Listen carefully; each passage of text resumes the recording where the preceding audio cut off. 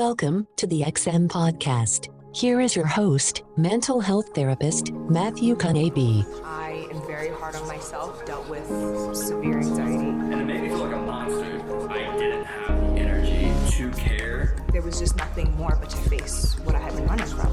I'm already an anxiety-filled mess. It's just love. Like, it just goes back to love. Have you ever imagined your life changing completely in an instant? Have you ever thought about what it would be like to have to relearn most of the functions in your life? Most of us do not contemplate that kind of drastic life change. Well, today's guest has. He faces one of life's most difficult challenges, and I can tell you that he navigates life now with humility and grace.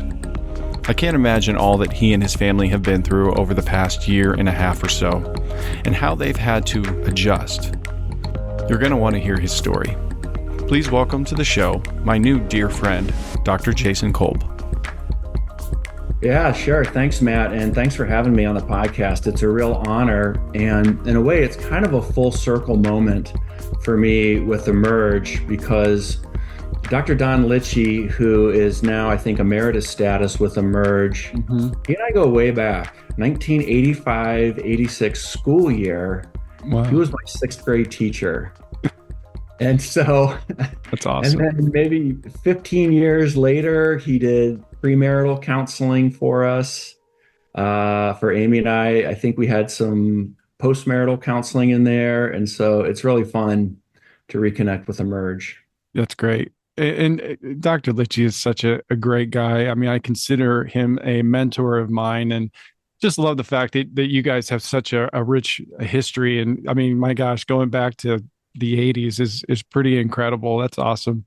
And so Jason, share with our audience just a little bit about who you are and a little bit about maybe your family and life. What does that look like? Well, I grew up in Northeast Ohio, and I have a brother, great family, went to a great church, the chapel in Akron.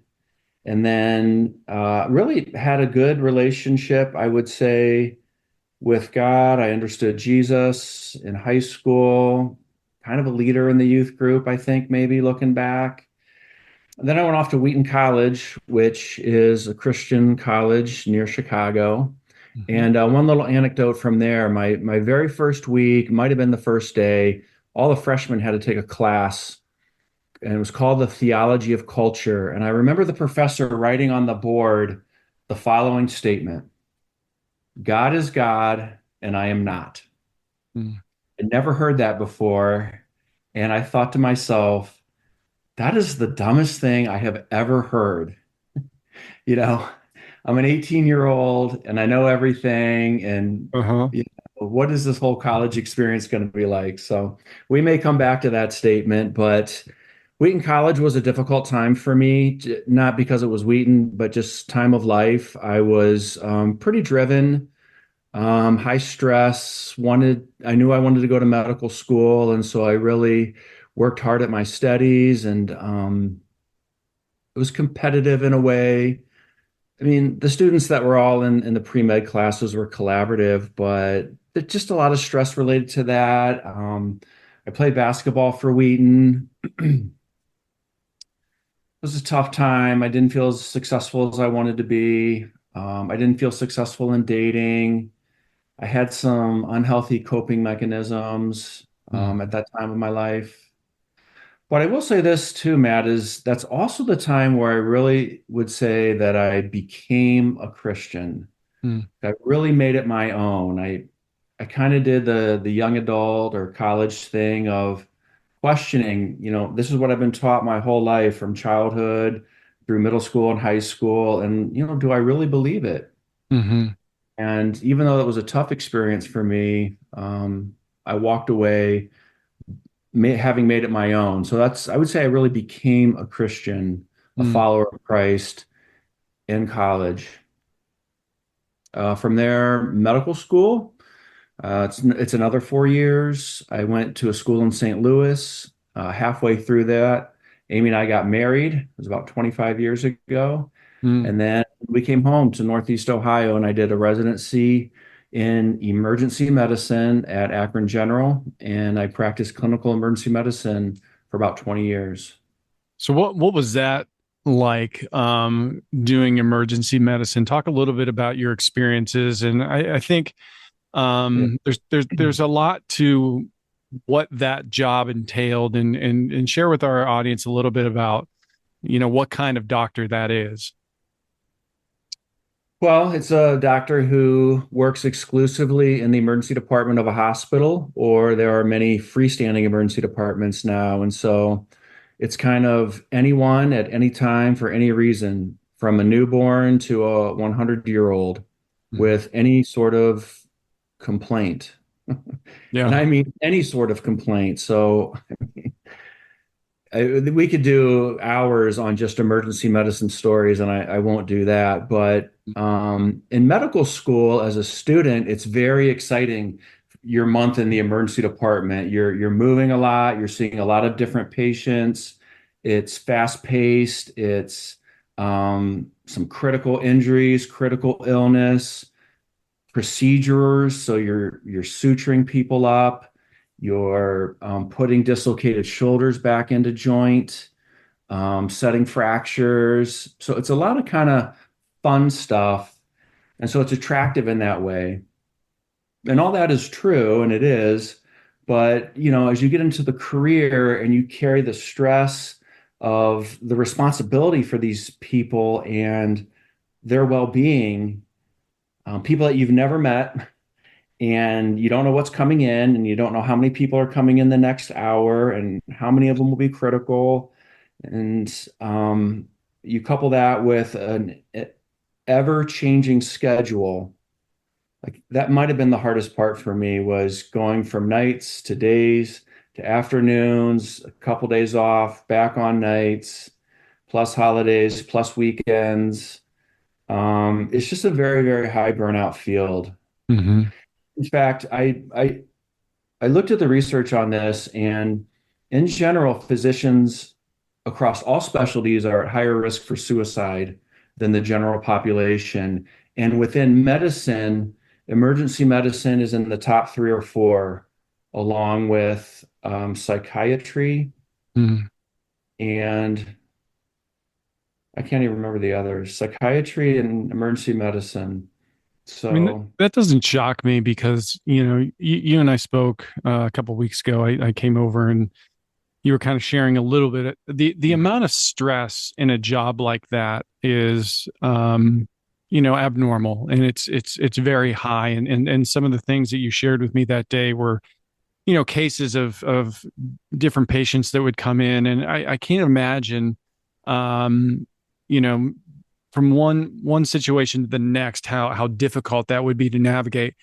How long were you doing that work? And then talk to me a little bit about, prior to a year and a half ago, 2 years ago, what was life like for you? yeah.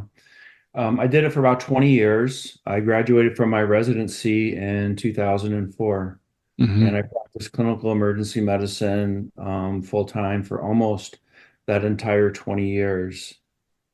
Um, I'm sorry, what was the second half of your question? So doing that type of work for 20 years, how does that shape someone? How does that start to affect you? And what does life look like after doing 20 years of emergency work? Well, I think it depends on the individual. I know physicians who, because of, we kind of see people in their moment of crisis, and Mm-hmm. that's tough. Hour after hour, day after day, year after year, whether it's a physical crisis, social crisis, psychiatric crisis. And so some people just completely turn off all emotion. They build a very, very thick wall around their heart. And I would say that they really lack any care or empathy from their patient, for their patients. It's pure make a decision, prescribe the right medication, the right treatment, and that's it. And then maybe on the other end of the spectrum is somebody who is so compassionate that they're living and dying with every Mm-hmm. encounter. And I mean, I would probably lean towards that side of the spectrum personally. Yeah.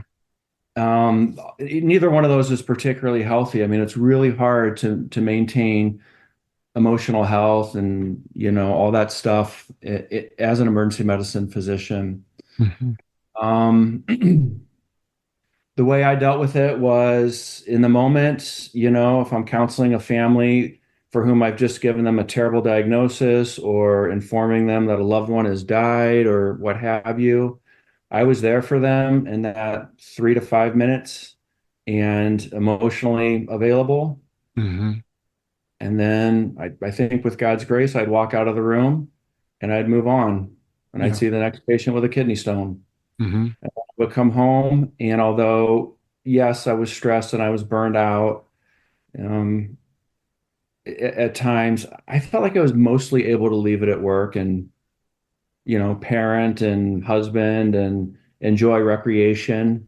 Yeah. My wife would maybe have a slightly different perspective, or there were times when I was overwhelmed if Sure. I worked too much.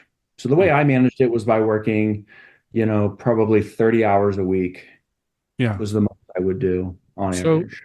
so if you were to look back at 2019, 2020, I know 2020 was a weird year, but 2021, how long do you think you were going to be able to stay at Mhm. that type of pace in that type of field? Like, were you thinking, oh man, I'm gonna follow through with this through retirement? Was there a window? Like, what were some of your thoughts? Obviously, God, which we'll get into, we'll talk about event Yeah. shifted the way that your direction went. But what were your thoughts prior to that? My thoughts were 2019, 2020, I was thinking 6 to 8 more years of Hmm. full time, which would have put me mid 50s. I was not thinking of doing this until I'm 65. Very few emergency medicine physicians last that long, Hmm. and many of us are thinking about our exit strategies. Yeah. Did you have a thought or an idea of what that would have been?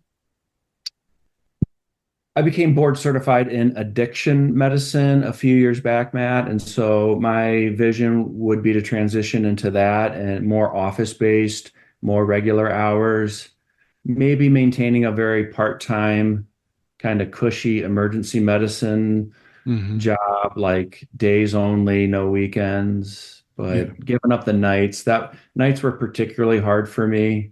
Yeah. And there are some physicians who are well suited to nights. Some physicians do exclusively nights, and Mm. God bless them, they're worth their weight in gold. Sure. But So, yeah, I was thinking about transitioning. and so what was life outside of work for you? Like what was the work life balance, and what were some of the things that you felt like, oh, this is where I'm, we like to say it emerge. A lot of people call it self-care. We call it soul care. But Hmm. what were some of the things that for you, it was kind of like, okay, this is helping me, Hmm. take care of myself, and what was family life like and all that kind of stuff. Yeah, good question. I maintained recreational interests, exercise.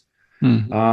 So I got a decent bike and I would ride my bike maybe 15 miles, maybe a tiny bit more, 2 or 3 times a week, ride a stationary bike in the winter, snow ski in the winter, or water ski in the summer.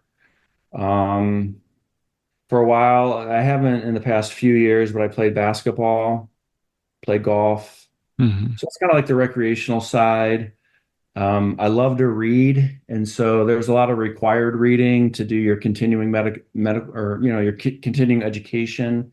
But I Yeah. would read widely outside of that, biographies, history, nonfiction, Christian, secular. Just I read a lot, and that was a great pleasure for me. And that was a time reading for me when I get lost in a book, it just drowns out all the noise and all maybe the stress, and it just was very soothing for me.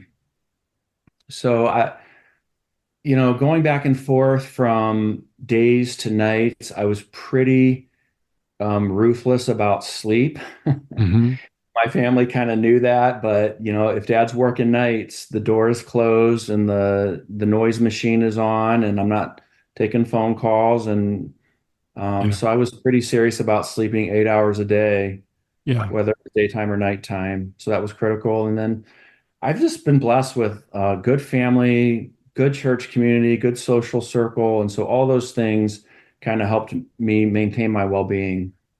So it sounds like, Jason, that there's life stressors that come along with things, but life was pretty good. I don't know what normal means anymore, but as Life normal was as good. yeah, and life was kind of going in a direction where you felt like, okay, things are going well, family's good, work is a high stress level job, but I'm doing something I'm passionate about, and Right. potentially have a path that, because I felt the same way, and I've shared this probably on the podcast. When I got into doing clinical work, I was seeing 40 some clients a week, which in Mhm. clinical mental health is a very high number. And after doing that for 2, 3, 4 years, I was like, I don't think I can sustain this for very long. I mean, it's just a high stress. You're dealing with people, working with people who are bringing their most difficult life circumstances and situations hour after hour. Every one of my hours was working with somebody who's in either crisis or trauma or whatever. And Mm. so those things, they start to add up. But really, when it comes down to it, you had a pretty good idea of where life was at. Sounds like Mm. family was healthy and everything. And the reason I say all that is because you then, and we'll get into talking about an event that has now changed your life forever, and I'm sure was not on your radar and wasn't anything that you were really thinking about. Share with me a little bit, maybe about life leading up to your life altering event. Yeah. Yeah, life was good. At the time of my event, I was 49, and Amy and I had been married for 24 years. We had a very good marriage, not perfect, but very good. We had 4 children ranging from middle school to about halfway through college, and they're doing mostly well. I had meaningful work, good church community.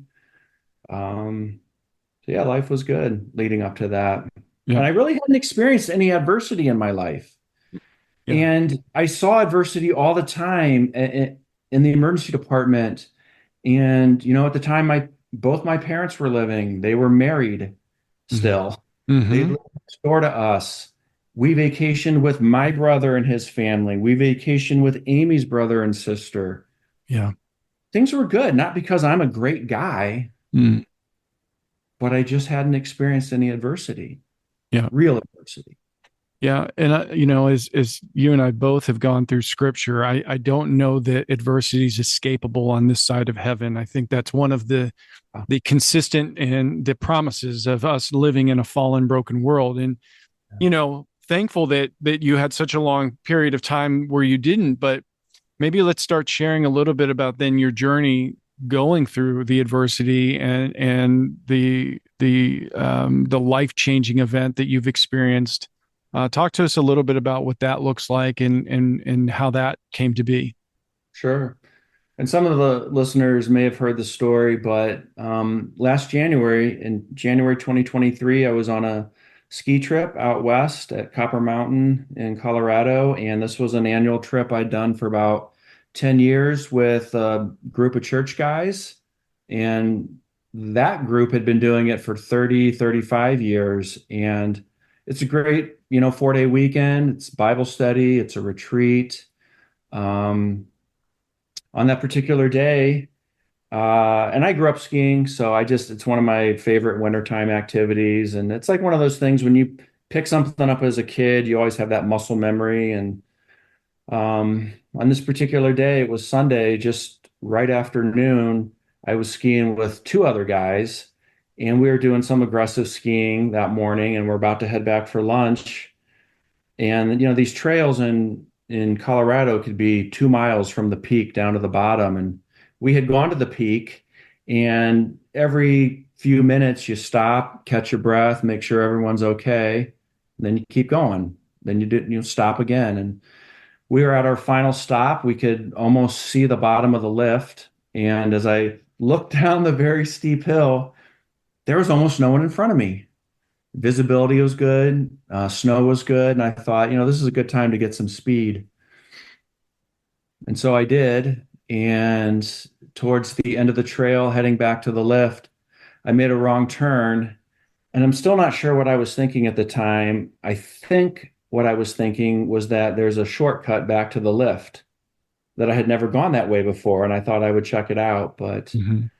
I crested a small hill and found myself at the top of a 20 to 30-foot drop down to a man-made tubing hill. Mm. And I it wasn't a 90-degree drop. It was just a very, very steep drop. And I was going so fast, I flew way over it. I tried to stop once before I plowed into all the kids and families that were coming up the hill with their inner tubes. And then I got knocked unconscious. Mm. And at that point, you're out. Yeah. I remember trying to plant my skis to stop on this very, very steep drop. And I remember kind of like shout like, oh. And then I woke up, and if any of the listeners have had a concussion, you may recall the feeling of emerging from that. No pun intended, but Yeah. I woke up so confused and I didn't know what had happened. And I heard some voices and I knew something bad had happened, but I thought it had happened to somebody else. Hmm. And then my friend who was behind me had skied around kind of the long way to come down to my side. And the first thing I remember him asking me is, "Do your legs hurt? Jason, do your legs hurt?" Because my legs were at a very unusual 90-degree angle to my body. And he thought maybe I'd broken my hips. Hmm. And I remember slapping my right thigh and I couldn't feel anything. And now it's dawning on me what has happened. And I unzipped my coat. I remember I took my gloves off so I could, grab my zippers, and I unzipped my coats. And I remember thinking, okay, whatever this is, thank God I can use my hands still. And I started feeling down my chest. And when I got to my belly button, I lost sensation. And I guess I did this a few times, John said. Hmm. And, I remember, the belly button is level T10. Somehow I remembered this from medical school. And I told John, I said, "John, I'm a T10 paraplegic, but God's grace will be sufficient for me." Mm. So in that moment, Jason, you knew something was wrong. Yeah, I knew. And that was a grace from God, even in the midst of the fog, even though my words might have been clear. And it turns out I was right. And I am a T10 paraplegic. It's still, looking back, is very foggy, but God brought to me his word, as he promises he will. Hmm. I didn't sit there and contemplate what is a Bible verse right now, or a phrase I've heard that can cheer me up. Oh, it just flowed out of my mouth that God's grace will be sufficient. And I have clung to that ever since. And Hmm. it has proven to be true. So what happened? So you're on the hill, and Mhm. obviously you've lost sensation from the belly button down. Mhm. What are the next steps? What happens in that circumstance? Well, everything from the belly button down, I couldn't feel, but everything from the belly button up, I could feel. And I was in pain, like everything hurt. Yeah. So, we don't need to go through the litany of my injuries, but I broke almost every rib on my right side, my collarbone and my sternum. So I'm getting short of breath and mostly calm, but a little panicky. I know I'm in trouble. They call for the ski patrol, which are like highly trained paramedics, and they came and assessed me on the mountain. They got me on their sled or toboggan and took me the remaining 100 or 150 yards down to the base of the mountain. Fortunately, I was close to the bottom of the hill when I got hurt, because that ride on the toboggan is brutal, like Mm. very, very painful. And they loaded me up into the ambulance and they took me to the nearest hospital, which was in the mountains. Um, if you've ever been out there, you fly into Denver, but then the mountains are another 50 miles away. Yep. So they took me to stabilize me to the nearest hospital, and they did stabilize me. And then I was transported down to Denver for definitive care. Mhm.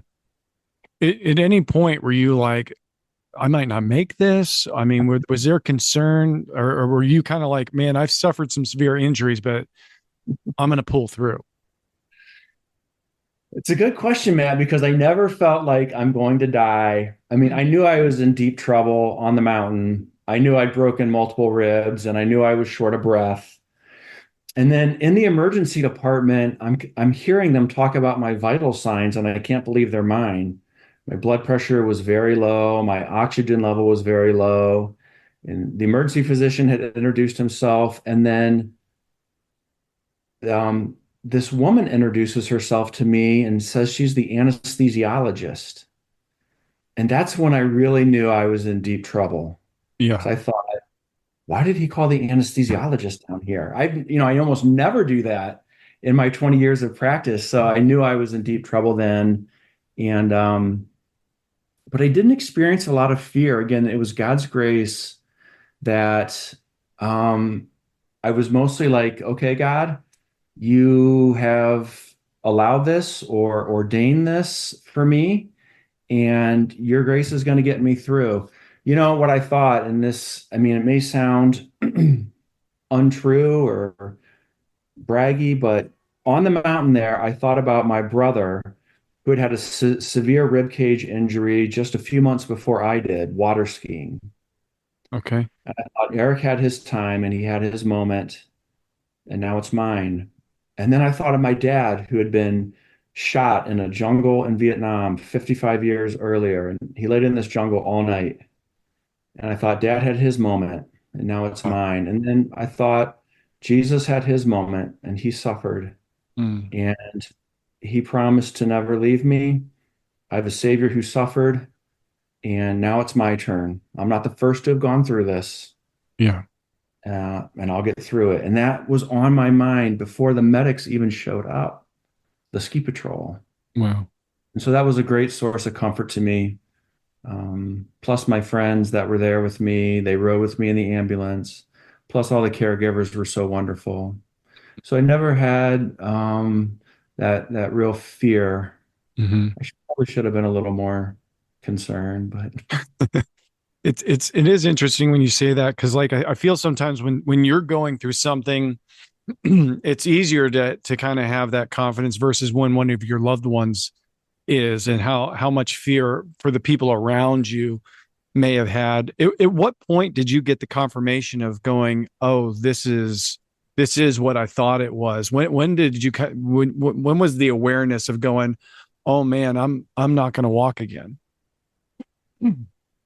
John, my friend who's by my side within a minute after my injury, he didn't see it. No one that I know has ever told me what they saw. But anyway, he said that I told him on the mountain, I'll never walk again. Really? So I feel like I knew that right from the beginning, Matt. And again, I think that was God's grace that, you know, this is what it was almost, it's like a burning bush moment. Like, I've called you now to a new life, right? Take your shoes off, Jason. You're not going to need your shoes anymore. Hmm. I knew I was paralyzed. I never wrestled with, oh man, maybe I'll be able to walk again. And it's not at all criticism of the hundreds of people who prayed for me, many of whom prayed that I would experience complete healing. It's Hmm. not at all a critique of them. And when I was in recovery in Denver for 2 months, I did see people that came into the hospital quadriplegic, and they walked out of that place without a cane Hmm. 6 weeks later. And that's just a different type of an injury. That's a partial spinal cord injury. Mine was complete, meaning permanent. And the doctors confirmed that within about 48 hours. Hmm. After 48 hours from your injury, if you have no sensation, no reflexes, no nothing, they know that physiologically you're complete. Yeah. So what are But some of the things that come to mind then? 48 hours, it's like all of the sudden the way you have lived life, the way we had kind of discussed a few minutes ago, is all different now. How do you even start to address that? Yeah, it's overwhelming. And, I saw this time and time again in the rehab hospital where I spent 2 months. I mean, we're all devastated in there. This hospital is dedicated to spinal cord injury, Hmm. traumatic brain injury. And so many of them, this happened in January, many of them were ski accidents, but not all of them. And like all of our lives suddenly and severely changed with severe loss of function and literally and metaphorically loss of control. And so the emotions can be overwhelming. I was actually okay knowing that I wouldn't go back to emergency medicine. Yeah. You know, I was ready for an exit strategy. Didn't see this one coming, but God ordained it in his wisdom. Mm. But these sudden traumatic events are overwhelming. And, I married a woman who loved and loves God's word. And that love was contagious to me. And so I'd spent years immersing myself in that, in good churches and good Bible studies. And, I'm here to testify that his promises are true. And he Mm. says that his word will not return void, but will accomplish his purpose. And so when it talks about, don't be anxious for anything. Hmm. Well, I felt that. Mm. Like I knew that in my head, I could quote it, but now I know it in my heart. Like God's got me in his hand. Hmm. There's not a bird that falls out of its nest, but he Mm. knows. Yeah. And there's not a skier who falls off a cliff, Mm. but he knows it and he saw me. And so, um, again, it sounds braggy. It's not meant to be, but I never had an angry phase at God. Like, how could you let this happen to me? Yeah. I just didn't have that. Now I had sadness and Hmm. I mourned my losses of walking and playing golf. And who's going to walk my daughter down the aisle? And that first month, especially, I cried every morning, sometimes for a minute, sometimes for half an hour. And I still do have those moments of sadness. And life is tough and it's very different. But um, I think Amy would agree with me that God sustained us Yeah. both on a spiritual level that's hard to describe because it's intangible, and then on a tangible level with his community. Hmm. So to be in a good community of a church and then just the wider community and to be cared for by them, so gratifying. So you were there for, you said, 2.5 months. What was reacclimation like back home then? I mean, all of a sudden you're coming back. You went out on a trip and you're coming back in a very, very different predicament. How do you reacclimate, and what was that like?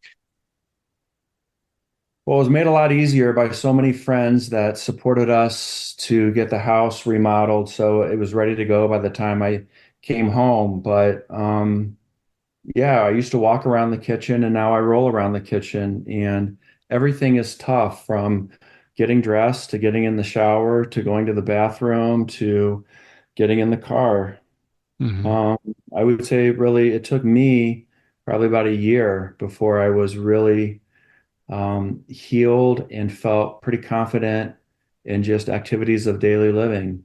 But Hmm. now, not quite a year and a half out, I feel very independent. But it's tough. And I went back to the hospital to people wanted to see me, and it's tough and it's humbling and occasionally embarrassing. And like maybe struggling with a door or Hmm. yeah, it's different. It's different to be in the minority. I'll Yeah. put it that way. And it's been healthy and good, but um, I'm a middle class, middle-aged white guy Hmm. now, and that's what but now I'm a minority. Hmm. It's a new perspective that Yeah. God has given me. Yeah. I think it is incredible, Jason, the community that you and your family have around you. And Mm. I kind of mentioned this in the intro that you and I hadn't met until recently. Yeah. which is shocking to me because we share pretty much a very similar friend circle and Hey, have for many, many, many, many years. On top of the fact you live at the end of the street that I live on, which I could walk to your house right now, like literally right now, I could come over and not get in a car to come see you. And and the funny thing is because of the amount of people, when the skiing accident happened, I hadn't met you yet, but you were well on my radar. I was in a couple prayer groups.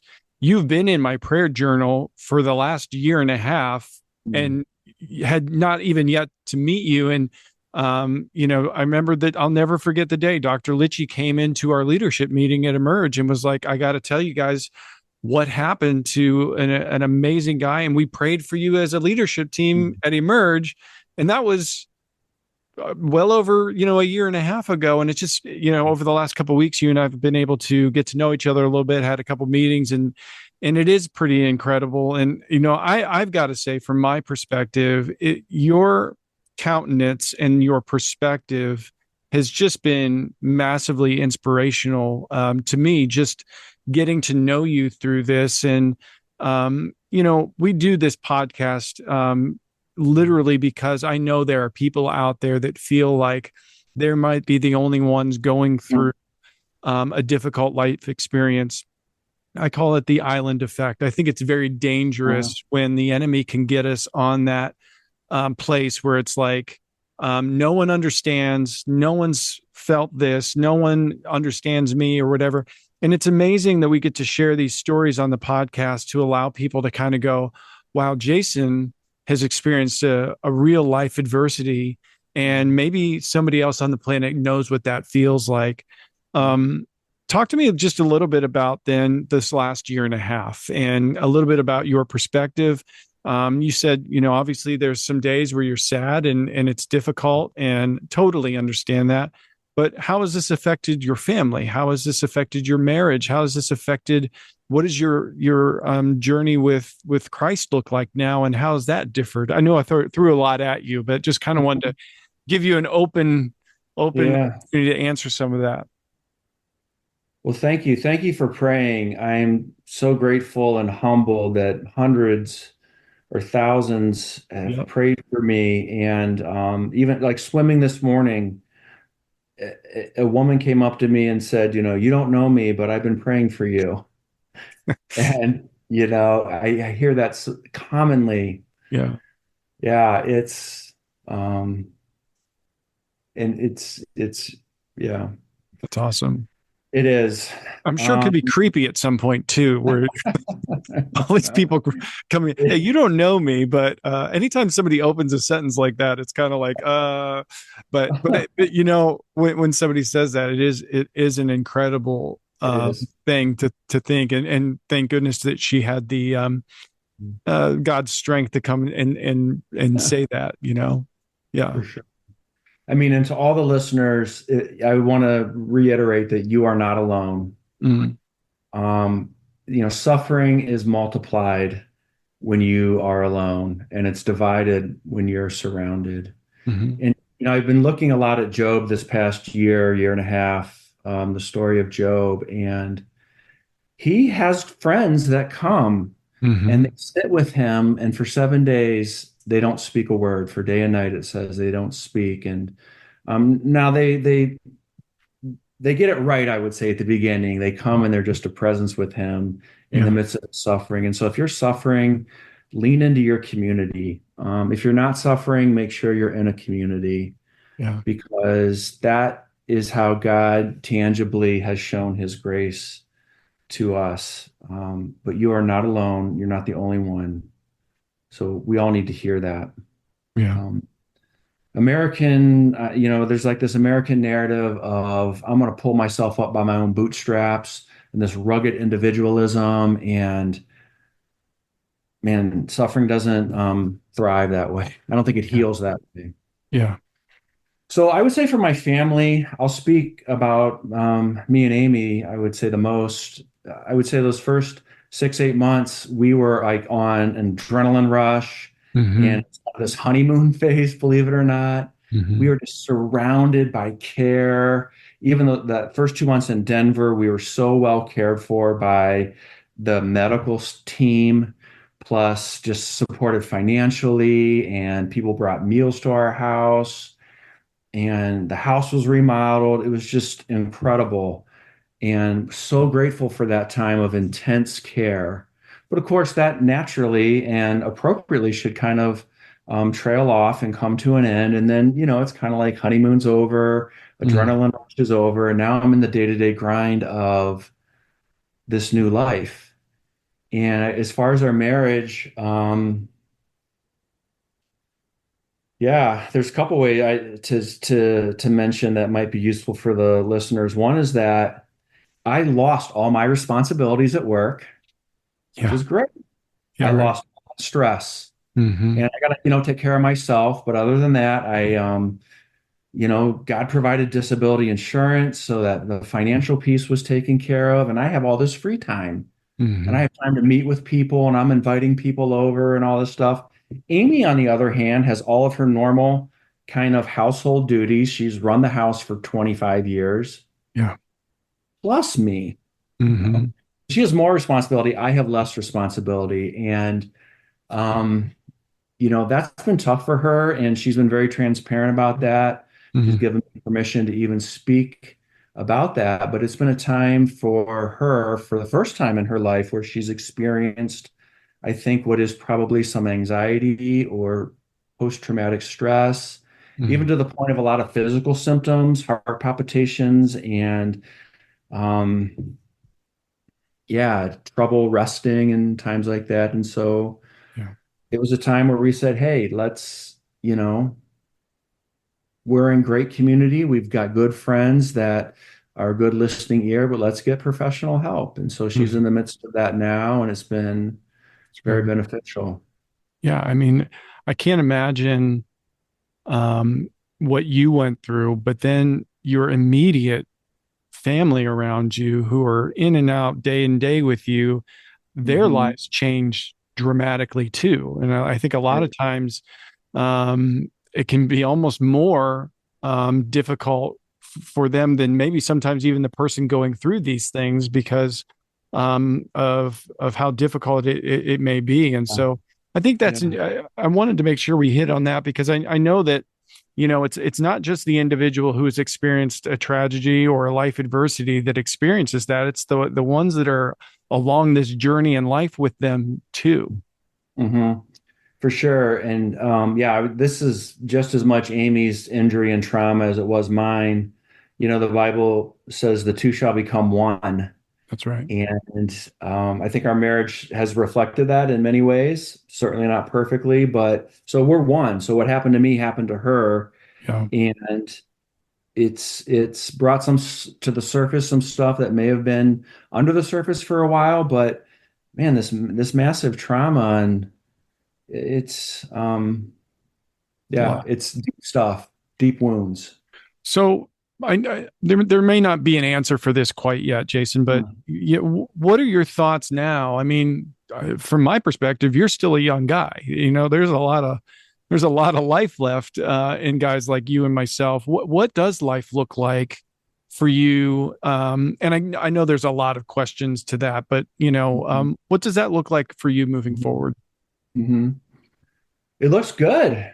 I'm excited about opportunities and about the future, and while still acknowledging tough days and tough stretches that may last for a couple weeks, there's a lot of cool things on the horizon. So just this morning, I got on the schedule consistently to teach at the medical university in Rootstown. So I'm going to be there. It's amazing. I'm going to start one morning a week with the second year medical students, and I'm really excited about that Congrats. because I think I bring 20 years of experience into the classroom, and as opportunity allows, plant some seeds of gospel truth and just be a resource for these, I call them kids. They're young adults, but, Sure. younger than us, so they're kids. They are kids. As far as I'm concerned, they're kids. But for them, it's a high stress time of life. They're Sure. still feeling pressure to perform and get into that residency and maybe trying to navigate a romantic relationship. So I'm excited to be a part of their lives that way. That's good. In addition to that, I'm trying my hand at doing some writing. So I've written some essays, and I'm kind of finishing up one now that I want to submit to medical journals. Not only do they publish research on cancer and stuff like that, but they usually have a humanities column. And again, I want to tell my story of kind of like what's it like to be on the other side of the gown. Mm-hmm. All the healthcare providers who read the medical journals, like, here's what it's like to be on that other side, but also, again, weave in a little bit of gospel truth into that. And I'm also writing a book about my experience with a collaborator, and kind of the first draft manuscript will be done in a few days. Nice. And then I'm going to start editing, and I'd love to launch that this fall. And, it's my story of my injury, which is a very specific form of suffering that I hope no one else goes through. Yeah. But I think you alluded to it earlier, or maybe it was a former podcast, but we all are going to suffer. For sure. And many are suffering right now, and everyone can see me in a wheelchair, but I can't see that porn addiction that's breaking up your marriage, or that wayward child that you have, or that estranged relationship with an older parent. So we're all suffering. And so what I want to really talk about in my book is, how do we find God's grace in the midst of that suffering? And how do we trust in his faithfulness and his sovereignty despite circumstances that seem unfair or just exquisitely painful? Yeah. I reference this a lot, and people are probably sick of me saying it, but I think it's so true. In the book of James, which is Jesus' younger brother, essentially James says early on in the book, you will suffer because you need a savior. If we don't go through suffering, what was the point of a savior? We would have called Jesus something else other than the savior if we didn't need saved. And I think it's through our suffering that we all undoubtedly will experience on some form or another. And it's not all physical suffering. It's not all emotional suffering. It's sometimes relational suffering. I mean, you can add in whatever you want, but those are kind of the things that we can count on, is that, the sun's probably going to come up tomorrow, and we're going to suffer in some kind of way in this journey of life. And I think it's, important to know that we have a lifeline in Jesus when we get to those points in life. And you and I talked about it. I shared this on the podcast, the heart issues I've had over the last several years. And I look at that and I go, one, I could be angry, I could be frustrated with God, or it's something that pulled me into a deeper relationship with him, because I realized how little control I have of this thing called life. And so that's my encouragement to our listeners. And as they hear your story of at any moment, your life can drastically change. We have no idea of what's necessarily ahead of us. But I think how we navigate that and what you turn to really will determine the outcome and who you become through that. And I do believe through every adversity, God's design is to take a precious metal and then turn it into something even greater than it was before. And I think a lot of times we can resist that. We can fight against that. We can argue and wrestle with God through those types of things. And I just love hearing your story and knowing that, my gosh, you've gone through probably one of the biggest life-changing experiences a person can go through. And yet you've been able to kind of rest in the fact of going, I understand that God has purpose in all things. And that just takes faith. I mean, it's just a massive load of faith to navigate that. Yeah. And I want to testify, Matt, that in my experience, I can say that on the other side of suffering, there is joy. And on the other side of fear, there is liberty. And so I just feel so liberated. I mean, if you ask an adult, like, what's the top 5 things that you fear the most? Oh, maybe a divorce, the death of a child. If you think about it, maybe being paralyzed is up there, man. That's a major loss of control. It's high on the list. But I am liberated. Yeah. I don't know how to really even articulate it except to say, man, I just feel so much more convinced that God is good and my faith has just been confirmed. And I know not all adversity does that to our faith. Some people, it ruins their faith, and my heart mourns for them. Yeah. But when we think about suffering, I just want to say, if anyone has a better worldview than Christianity on how to understand it, let me know. I'm not an expert on world religions, but I Right. understand Hinduism and the cycle of karma, and Buddhism, which is like it's just an illusion, ignore it, and Mm. Stoicism from the ancient Greeks and Romans, and atheism. Are you kidding? There's no point to suffering. Mm-hmm. No. Yeah. So and it's not just Christianity is this pie in the sky by and by, and one day God will make it all better. Right. I do believe we'll be restored one day, and I do believe that I'll walk again one day That's on the right. other side of glory. But in the meantime, there's joy and there's meaning and there's purpose. Mm-hmm. And a lot of it is coming alongside of others who are suffering Yeah. in community. So James calls us to consider it pure joy, Mm-hmm. my brothers, when you That's face good. trials of many kinds. And that's a high calling, but it can be done with his help. It's good. Jason, I do appreciate you very much and have really enjoyed getting to know you a little bit and looking forward to continuing that journey as your and my friendship grows. And thank you for being, just open and transparent on this podcast. I know that, a lot of times that's not an easy thing, but, I do think it's through our stories and our life experiences that we're able to share what God's done in our life. And from the beginning of time, God has used his people to help his people. And you certainly have done that today. Anything that you're currently reading or listening to that you think would be beneficial for our audience? Well, I'm listening to, I just discovered Western Stars. It's a album by Bruce Springsteen. I don't know if that's going to be useful for your listeners, but Uh-huh. he did this Western album like 15 years ago. It's kind of a hidden gem. So I just discovered that. Okay. I'm reading these two quarterlies. One is called The Mockingbird, and the other is called Plow, Plough, like the old school spelling of plow. And I love them both. They're both faith-based literature or pieces of literature, and I would recommend them to the listeners. Plow is put out by the Bruderhof community. I'm not sure if I'm pronouncing that correct, Okay. but think kind of like Amish. Okay. It is like they're small communities. You could maybe call them a commune. They're Christian. They have a single bank account for the entire community, so they don't make individual wages. They have communal meals, Hmm. and they really are trying to live out the call to live in community. And their most recent quarterly, Summer 2024, ironically, is entitled "The Good of Technology." Oh, Because wow. this is a community that mostly eschews technology, Mm-hmm. but not all technology. So it's a lot of different pieces. Some are ancient, some are modern, some is poetry, some is visual art. Really, really cool. Where do you find those?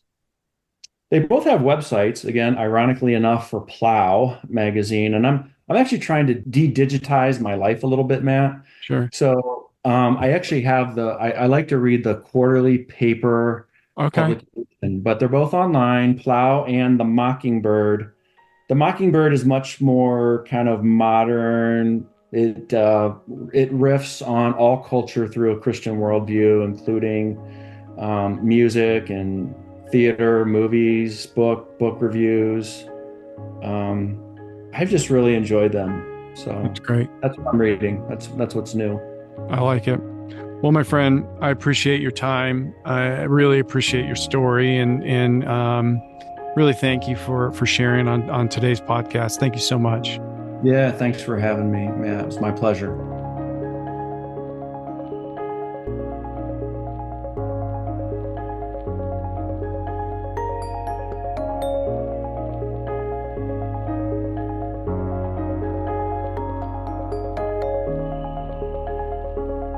Jason, you are a true inspiration. I am very thankful that we have connected and our audience has been able to experience life through your lens for a brief time during our conversation. It is amazing what the human body and the mind can do and overcome. Proud to call you a friend, Jason. Thank you for checking out this episode of the XM Podcast. If you don't mind, please subscribe wherever you are listening to this show and keep sharing these podcasts to those loved ones who might benefit from hearing a story like Jason's. Well, until next time, or when our Savior comes, God bless.